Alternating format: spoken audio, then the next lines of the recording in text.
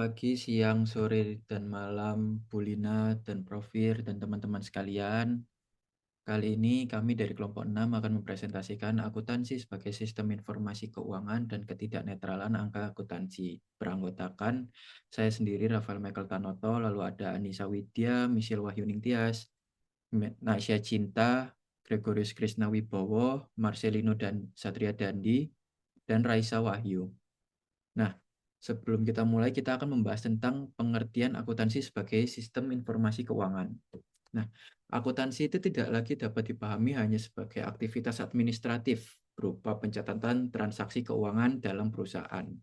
Nah, akuntansi ini tuh ya zaman sekarang itu adalah sebuah sistem informasi yang dirancang untuk menghasilkan informasi keuangan yang berguna bagi beberapa pihak yang pengambil keputusan ekonomi, seperti contoh investor, kreditur, manajemen perusahaan, pemerintah, dan masyarakat. Nah, kepentingan pengambilan keputusan ekonomi ini akan dibagi menjadi tujuan umum dan tujuan khusus akuntansi. Nah, selanjutnya kita akan membahas tentang tujuan umum dan tujuan khusus akuntansi. Yang pertama itu informasi akuntansi itu kan disusun dan digunakan oleh beberapa pemangku kepentingan. Seperti yang sudah saya bilang tadi itu termasuk investor, kreditur, manajemen, pemerintah, dan masyarakat. Dengan tujuan itu yang berbeda-beda sesuai kebutuhan pengambilan keputusan. Yang pertama itu kita akan membahas tentang investor. Nah, investor ini akan memanfaatkan informasi akuntansi untuk mengevaluasi prospek jangka panjang maupun jangka pendek perusahaan. Khususnya itu terkait resiko dan potensi imbal hasil investasi dalam perusahaan tersebut. Dalam konteks teori akuntansi, informasi relevan bagi investor itu mencakup nilai wajar atau fair value perusahaan, laba operasional, dan laba per saham atau earning per share perusahaan. Yang membantu itu membuat keputusan ekonomi rasional, sehingga investor di sini itu menggunakan sistem informasi keuangan itu untuk mencari apakah perusahaan yang akan saya investasikan itu apakah worth it atau tidak. Sehingga sistem informasi keuangan itu sangat penting bagi investor. Oke, saya akan membahas tentang kreditor. Kreditor itu menggunakan informasi akuntansi sebagai dasar utama dalam menilai kemampuan perusahaan untuk memenuhi kewajiban keuangan yang baik dalam jangka pendek maupun jangka panjang.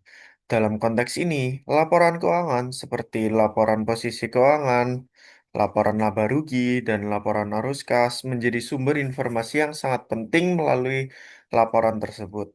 Melalui laporan tersebut, kreditor dapat menganalisis kondisi likuiditas, struktur modal, maupun tingkat utang serta kemampuan perusahaan dalam menghasilkan arus kas yang cukup untuk membayar bunga dan pokok pinjaman tepat waktu. Fokus utama dari kreditor itu biasanya terletak pada likuiditas dan arus kas. Likuiditas mencerminkan kemampuan perusahaan dalam memenuhi kewajiban jangka pendeknya menggunakan aset lancar yang dimiliki. Rasio-rasio seperti current ratio, quick ratio, dan cash ratio sering digunakan untuk mengukur tingkat likuiditas tersebut. Sementara itu, arus kas memberikan gambaran yang lebih nyata mengenai ketersediaan kas aktual yang dapat digunakan untuk membayar utang. Perusahaan yang menunjukkan laba tinggi belum tentu memiliki arus kas yang sehat, sehingga laporan arus kas menjadi perhatian khusus bagi kreditor untuk menilai resiko gagal bayar. Selain likuiditas, kreditor juga memperhatikan solvabilitas kemampuan perusahaan dalam memenuhi kewajiban jangka panjangnya. Analisis terhadap rasio utang terhadap ekuitas, debt ratio, serta mampu menutupi beban bunga, membantu kreditor dalam menilai tingkat resiko keuangan perusahaan. Semakin tinggi proporsi utang dalam struktur modal, semakin besar pula resiko yang harus ditanggung kreditor. Itu saja, terima kasih. Jadi manajemen ini nih mengandalkan informasi akuntansi untuk menilai kinerja perusahaan dan merancang strategi operasional maupun strategis. Yang dimana angka akuntansi itu yang relevan bagi manajemen biasanya terdapat pada laporan laba rugi dan analisis biaya yang digunakan sebagai dasar pengambilan keputusan internal dan pengendalian manajemen. Nah, untuk pemerintah dan masyarakat ini, mereka ini bertujuan melakukan pengawasan dan memastikan kepatuhan perusahaan terhadap regulasi serta menilai akuntabilitas sosial dan lingkungan. Oleh karena itu, informasi akuntansi yang disajikan mencakup kewajiban pajak dan kinerja keberlanjutan perusahaan atau sustainability reporting yang mendukung transparansi dan akuntabilitas. Nah, dengan demikian, perbedaan tujuan pemangku kepentingan mempengaruhi ini fokus penyajian angka akuntansi.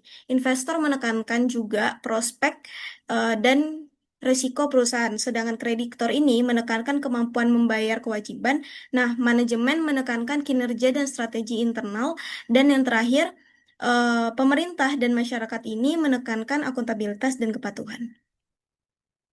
Di sini saya akan menjelaskan di sini saya akan menjelaskan mengenai angka akuntansi yang tidak netral. Angka akuntansi yang tidak netral merupakan angka atau informasi dalam laporan yang sepenuhnya bersifat objektif karena dipengaruhi oleh pertimbangan atau judgement.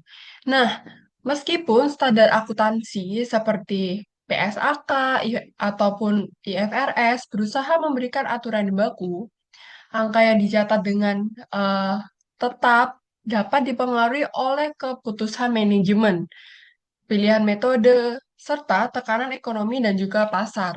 Hal ini em, terjadi bukan karena kesalahan pada akuntansi, tetapi karena sifat akuntansi itu sendiri yang mengandung pertimbangan manusia atau judgement serta ruang pilihan yang dapat mempengaruhi hasil laporan. Nah, berikut adalah faktor-faktor yang mempengaruhi angka akuntansi yang tidak netral. Pertama, ada judgement dan estimasi manajemen, di mana dalam praktik akuntansi banyaknya akun yang memerlukan pertimbangan atau judgement dan juga estimasi dari manajemen seperti depresiasi, cadangan piutang, dan juga kewajiban garansi. Karena estimasi tersebut menjadi dasar pada asumsi dan juga proyeksi, di mana hasil bisa berbeda tergantung pada sudut pandang atau kepentingan manajemen. Artinya angka yang dihasilkan tidak murni fakta, tetapi mengandung unsur subjektivitas. Nah, selanjutnya yang kedua adalah pilihan metode akuntansi. Nah, dalam standar akuntansi sendiri sering memberikan beberapa alternatif metode, seperti misalnya eh, metode penyusutan, metode penilaian persediaan, ataupun juga em, revolusi untuk aset.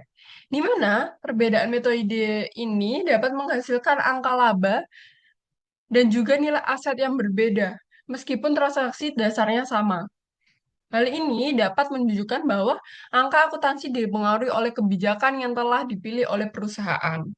Nah, selanjutnya ada kepentingan ekonomi dan politik, di mana laporan keuangan sering dipengaruhi oleh kepentingan pemegang saham, target bonus manajemen, tekanan dari kreditur, kepentingan perpajakan, intervensi atau kebijakan pemerintah.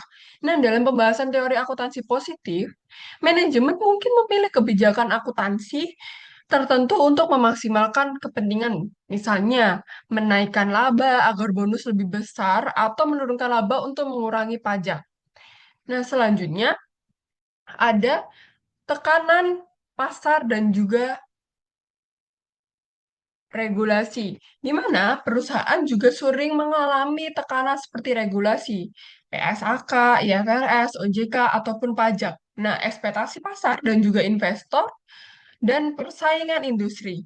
Nah, untuk menjaga citra atau stabilitas harga saham, perusahaan bisa terdolong melakukan praktik manajemen laba seperti yang membuat angka akuntansi semakin tidak netral. Nah, dari keempat faktor tersebut dapat dijelaskan eh, bahwa angka akuntansi bukanlah representasi realitas yang sepenuhnya objektif, melainkan hasil dari proses sosial, ekonomi, maupun kebijakan yang melibatkan pertimbangan manusia.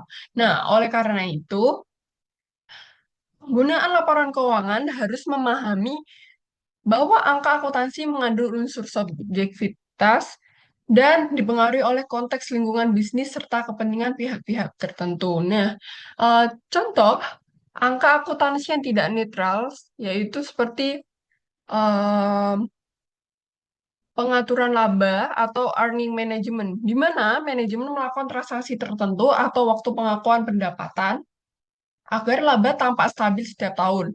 Misalnya, menunda biaya besar ke periode berikutnya karena ingin target laba tahun berjalan tercapai. Dan sekarang di sini saya akan membahas tentang konseptual keuangan. Nah, kalau konseptual keuangan sendiri itu adalah bagian penting dalam sistem akuntansi yang berperan sebagai dasar kritis dan praktis dalam laporan. Dalam jurnal pengembangan transaksi konseptual, eh, itu ada saya mengambil beberapa kalimatnya yaitu kerangka konseptual adalah bagian penting dalam menetapkan standar dan konsep yang akan digunakan sebagai alat dan untuk menyelesaikan pertanyaan maksud dari laporan. Nah, dalam artian itu apa sih? Dalam artian bahwa konsep kerangka konseptual ini tidak sekedar kumpulan istilah, tetapi merupakan dari pemikiran yang membentuk bagaimana standar akuntansi dirumuskan gitu, dan diimplementasikan. Nah, di dalam jurnal ini menegaskan bahwa tujuan utama kerangka konseptual itu memberikan arahan bagi pembuat standar serta membantu entitas mengusung kebijakan akuntansi yang konsisten. Bisa dikatakan bahwa kerangka konseptual bukan materi abstrak, tapi alat operasional yang memandu penyusunan standar dan penyusunan laporan keuangan. Dalam konteks akuntansi keuangan, kerangka konseptual juga membahas elemen-elemen dasar seperti tujuan bank keuangan, karakteristik kualitatif, definisi aset, liabilitas dan ekuitas, serta prinsip pengakuan dan pengukuran. Dengan adanya pengakuan dan pengukuran, dengan adanya kerangka konseptual, laporan keuangan dapat disusun secara sistematis, logis, dan dapat dibandingkan antar entitas. Hal ini itu untuk menjaga kualitas informasi yang disajikan kepada pengguna laporan keuangan seperti investor, kreditur, dan pihak kepentingan lainnya. Nah, kesimpulannya adalah jika tidak ada kerangka konseptual, maka penyusunan standar akuntansi itu berpotensi menjadi tidak konsisten dan tidak memiliki arah yang jelas. Nah, maka dari itu kerangka konseptual ini memiliki peran strategis dalam memastikan bahwa sistem akuntansi berjalan sesuai struktur, rasional, dan mendukung pengambilan keputusan ekonomi yang benar. Terima kasih. Saya Michelle, di sini saya akan menjelaskan pentingnya kerangka konseptual dalam kualitas pelaporan keuangan. Nah, dalam IFRS, Conceptual Framework for Financial secara eksplisit diposisikan sebagai membantu International Accounting Standard Board menyusun standar berbasis konsep yang konsisten dan juga membantu penyusunan laporan pengembangan kebijakan akuntansi bila ada standar atau standar yang memberi opsi dan juga membantu semua pihak memahami dan menafsirkan standar akuntansi.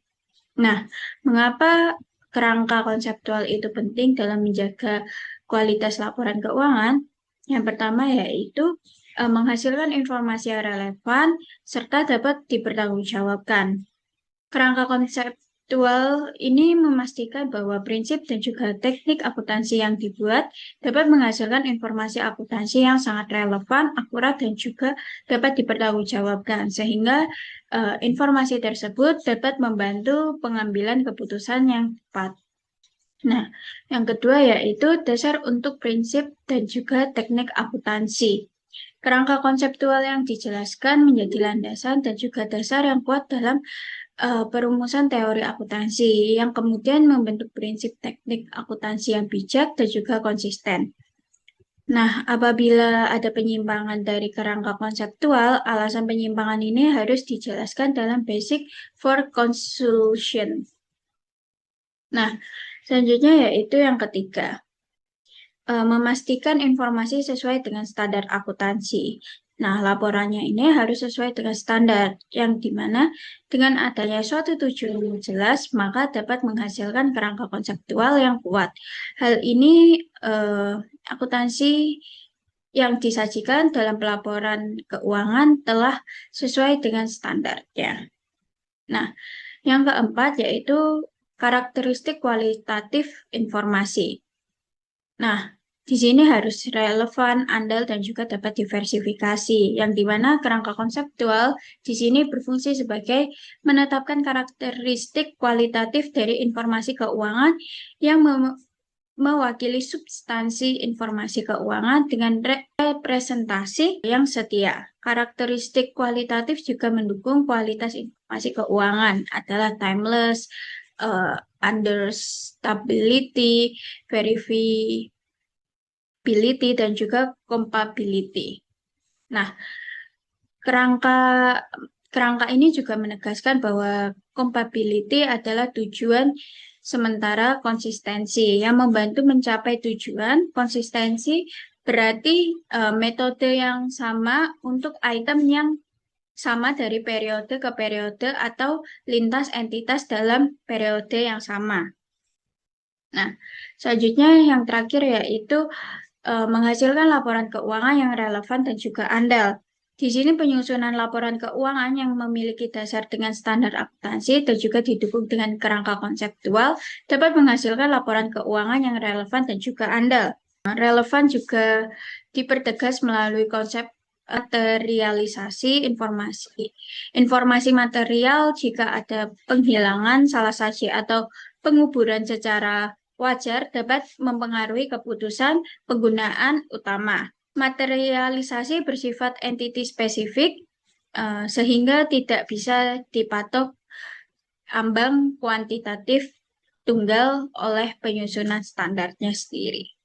Nah, selanjutnya yaitu ada analisis kasus berbasis penelitian terdahulu. Jadi, di mana kasusnya yaitu dari PT Indofarma Tbk. Jadi, BPK itu mengungkapkan adanya penyimpangan dana yang terindikasi tindak pidana dalam pengelolaan keuangan PT Indofarma Tbk dan juga anak perusahaannya yang menyebabkan kerugian negara itu sekitar 371,8 miliar berdasarkan audit investigatif. Jadi Kejaksaan Tinggi DKI Jakarta ini menetapkan mantan direktur utama dan beberapa direktur lainnya itu sebagai tersangka dengan dugaan manipulasi laporan keuangan dan korupsi terkait pengelolaan keuangan perusahaan. Jadi pada laporan kuartal pertama di tahun 2025,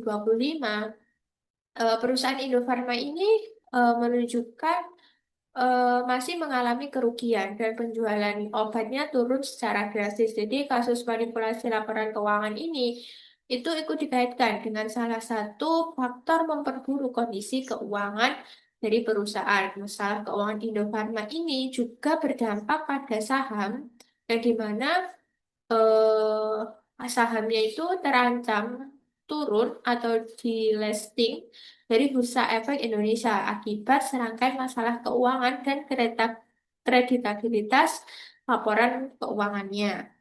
Jadi ringkasan kasusnya di PT Indofarma ini, mana PT Indofarma ini itu melakukan pengakuan pendapatan yang tidak mencerminkan realisasi ekonomi. Jadi di mana mereka itu mengakui pendapatan, tetapi tidak mencerminkan bahwa pendapatan itu terrealisasi. Lalu yang kedua, overstatement piutang dan juga penjualan dan penyajian kinerja keuangannya tampaknya lebih baik daripada sebenarnya. Jadi dari Indofarma ini memanipulasi kinerja keuangannya yang agar masyarakat ini, agar investor ini melihat bahwa kinerja keuangannya ini baik, padahal kondisi sebenarnya itu tidak sesuai dengan apa yang mereka sajikan. Jadi akibatnya laporan keuangannya itu terlihat sehat dan setelah diaudit ini perusahaan itu mengalami kerugian yang sangat besar. Jadi menunjukkan bahwa angka akuntansi yang tidak netral karena dibentuk melalui keputusan manajerial bukan semata realitas ekonomi. Nah, selanjutnya yaitu keterkaitan dengan jurnal, yaitu jurnal Sinta yang pertama dengan judul Pengaruh Profitabilitas dan Leverage terhadap Earning Management, yaitu ditulis oleh Nugraini et al. 2025. Jadi di mana di Indofarma ini mengalami tekanan profitabilitas, yaitu dengan pengakuan pendapatan agresif, dan tekanan profitabilitas itu berdampaknya pada tekanan kinerja, yang dimana karyawan ini ditekan kinerjanya dengan mereka itu harus meningkatkan kualitas laba yang baik. Tetapi kan dengan aslinya kualitas laba di perusahaan ini sedang buruk. Jadi di mana karyawan ini melakukan manipulasi laba untuk menanggapi tekanan kinerja tersebut yang mengakibatkan struktur keuangannya lemah dan praktik earning management. Jadi di perusahaan ini itu jadi pada artinya, angka laba Indofarma ini bukan refleksi kondisi ekonomi nyata, tetapi ketidaknetralan angka akuntansi ini muncul akibat kepentingan manajerial dan juga tekanan finansial dari atasan maupun dari manajemen. Nah, selanjutnya yaitu penelitian yang kedua, di mana dari Supardi, Real Earnings Management dan Governance. Jadi di mana pada jurnalnya itu menyatakan bahwa firm value dan praktik manajemen laba saling terkait, dan mekanisme corporate governance ini mampu melemahkan hubungan antara real earnings management dan juga nilai perusahaan. Jadi di mana perusahaan Indofarma ini itu melakukan penjualan fiktif, yaitu termasuk dalam earnings management nyata dan juga pengawasan yang lemah, jadi kontrol internalnya yang lemah, yang akibatnya mengakibatkan tata kelolanya juga lemah dan governance tata kelolanya juga ikut lemah. Nah, pada intinya manajemen laba itu memengaruhi persepsi nilai perusahaan. Governance yang lemah itu memperbesar peluang manipulasi. Jadi di mana ketidaknetralan angka muncul saat pengawasan itu tidak efektif. Nah, kesimpulannya, di mana kasus manipulasi keuangan dari PT Indofarma Tbk ini menunjukkan bahwa secara nyata angka akuntansi tidak selalu bersifat netral dan juga objektif. Jadi temuan audit oleh Badan Pemeriksaan Keuangan dan penetapan tersangka oleh Kejaksaan Tinggi yang mengungkapkan praktik pengakuan pendapatan agresif, overstatement piutang, dan juga penyajian kinerja keuangan yang tidak sebenarnya atau sudah dimanipulasi. Jadi dampaknya bukan hanya kepada perusahaan atau kerugian finansial saja, tetapi juga runtuhnya kreditabilitas perusahaan hingga sahamnya itu mengalami penurunan. Dan secara teoritis dan juga empiris, kasus Indofarma ini itu konsisten dengan temuan jurnal-jurnal yang sudah kita baca, bahwa tekanan profitabilitas, lalu leverage yang tinggi, dan juga serta lemahnya tata kelola perusahaan yang mendorong praktik manipulasi, di mana manipulasi laba ini dilakukan untuk menciptakan ilusi kerja yang positif di tengah kondisi ekonomi yang sebenarnya memburuk. Yang tadi di mana adanya tekanan dari atasan untuk eh, memperbaiki kinerja laba perusahaan. Dan dengan demikian, ketidaknetralan angka akuntansi ini muncul sebagai hasil dari keputusan manajerial dan juga kepentingan dan lemahnya mekanisme pengawasan. Jadi pada intinya, laporan keuangan ini tuh bukan sekedar dari cerminan realitas ekonomi saja, tetapi dapat dibentuk bahkan disimpangkan oleh tekanan kinerja dan governance eh, yang buruk, sebagaimana terbukti dalam kasus Indofarma ini yang diperkuat dengan bukti empiris penelitian akuntansi.